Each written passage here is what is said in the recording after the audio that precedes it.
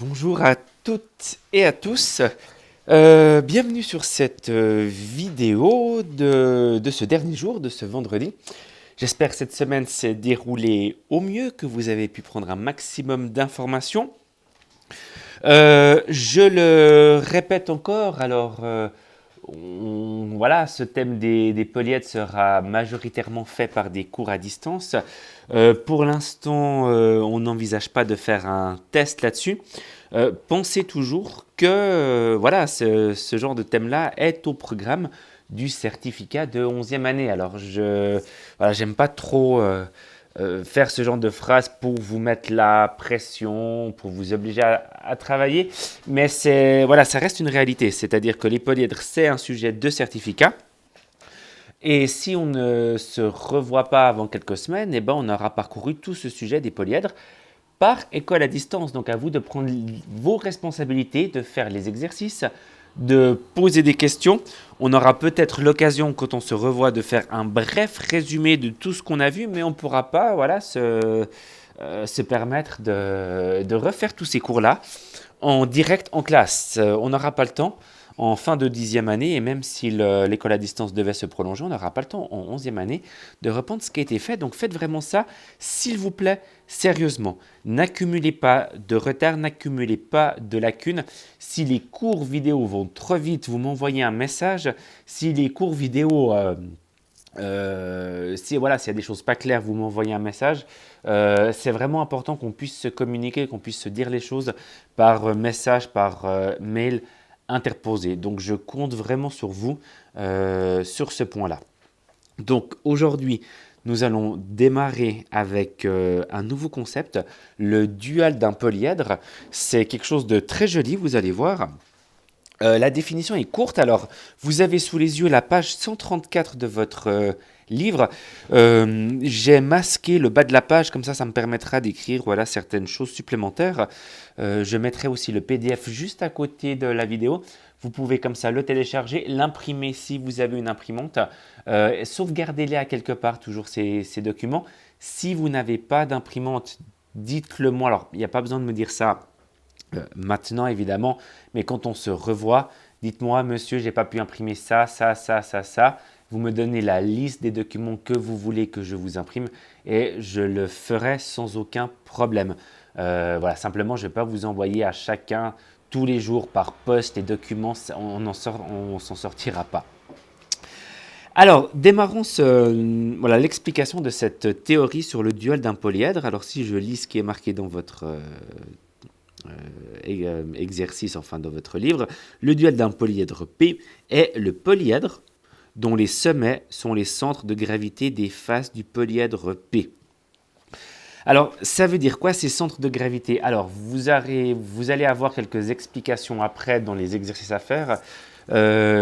J'ai fait les vidéos que vous allez voir après ont été faites en fait hier, et cette vidéo que vous voyez maintenant a été faite aujourd'hui.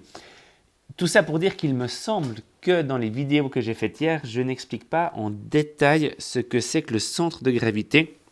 Alors, vous êtes, comment dire, familier de ce terme par la mécanique, le centre de gravité, l'endroit où s'appliquent les forces. Vous l'avez déjà entendu dans ce thème-là. Simplement, le centre de gravité, ce qu'il faut bien comprendre, si je prends un objet, on va prendre un rectangle, la manière la plus simple de trouver le centre de gravité, c'est de faire les diagonales du rectangle. Et les diagonales du rectangle se croisent en un point, qui est le centre de gravité, mais attention, c'est le centre de gravité seulement si le rectangle est homogène. Qu'est-ce que ça veut dire? Ça veut dire que finalement, cette histoire de centre de gravité, c'est une question de gravité, donc de poids, donc de masse. Le centre de gravité est l'intersection des diagonales seulement si le rectangle est homogène du point de vue de sa masse, c'est-à-dire si sa masse a été répartie de la même manière partout. Ce centre de gravité, je complète un petit peu ce que je viens de dire. Imaginez-vous que vous découpiez un rectangle en carton, que vous fassiez les deux diagonales et que vous preniez votre carton horizontalement et que vous posiez ce carton sur la mine d'un compas ou d'un stylo. sur ce point-là, normalement, votre rectangle doit tenir sans tomber. C'est-à-dire si je m'essaye à faire un petit schéma en 3 dimensions, donc vous avez votre rectangle en 3 dimensions, les diagonales du rectangle, votre centre de gravité, et bien, si vous posez ici votre rectangle sur un support pointu, ben, votre rectangle doit tenir. Si le rectangle est homogène, c'est-à-dire que la masse est répartie équitablement partout, si par hasard votre rectangle, je ne sais pas, est beaucoup plus lourd à gauche, ben, le centre de gravité va se décaler sur la gauche. Vous pouvez imaginer un rectangle, je ne sais pas, où cette partie-là pèse 300 kg et cette partie-là pèse 1 gramme. Alors évidemment, vous n'allez pas mettre votre rectangle sur ce point-ci, vous allez plutôt le mettre ici. C'est-à-dire que cette histoire de diagonale qui se coupe, c'est juste si le rectangle est homogène.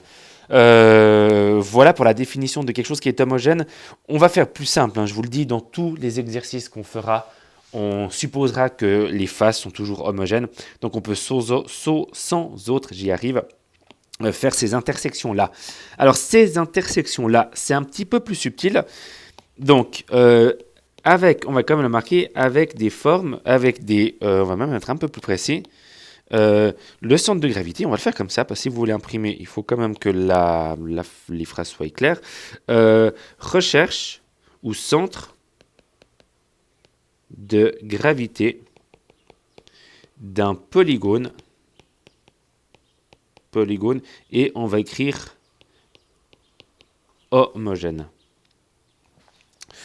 C'est-à-dire que on va chercher les centres de gravité de ces polygones homogènes. Pourquoi chercher les centres de gravité? Pour construire le dual. Alors pour l'instant, j'ai encore pas expliqué tellement ce que c'était que ce dual, où j'ai pas été au fond des choses, je parle juste du centre de gravité, mais c'est important. Il y a 2 cas très différents dans ce centre de gravité. C'est si le polygone polygone a un nombre pair de côtés. Donc ça, c'est le premier point. Dans ce cas, vous allez faire l'intersection des diagonales, mais en fait, c'est un peu plus subtil que ça. Alors, ce que je vous propose, c'est que je commente oralement et que je dessine, et je pense qu'avec le dessin, ça devrait aller. Si vous êtes dans ce cas-là, vous avez, par exemple, on l'a fait, si vous avez votre carré ou votre rectangle, et vous faites ces diagonales-ci. Il n'y a que 2 diagonales.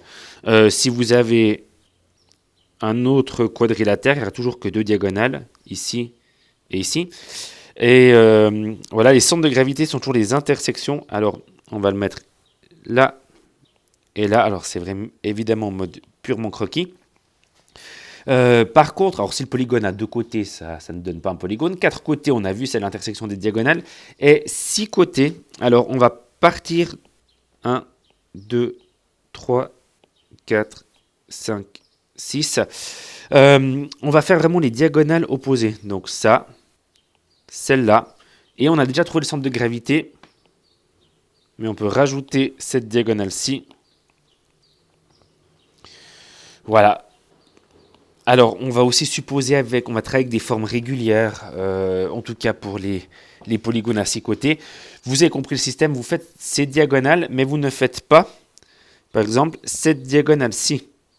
Alors, c'est une diagonale, parce que vous avez relié 2 sommets qui ne sont pas contigus, donc c'est une diagonale, mais ça ne va pas vous donner le centre de gravité. Donc, reliez vraiment les diagonales d'un point à son point qui est de l'autre côté, qui est opposé à son point. J'espère que c'est assez clair. Si le polygone a un nombre pair de côtés, dans les cas qu'on va étudier, je crois que c'est que des carrés, où voilà, vous avez un rectangle sous les yeux, mais il n'y aura pas besoin d'aller chercher un peu plus en détail. Et l'autre cas, c'est si le polygone a un nombre impair de côté. Alors, on va faire l'exemple du triangle. Donc, vous ne pouvez pas relier ce point au sommet opposé parce qu'en face, il n'y a pas grand-chose. On va du coup tracer un point en face et pas n'importe comment. On va dessiner, on va construire ce point comme étant le point milieu de ce segment.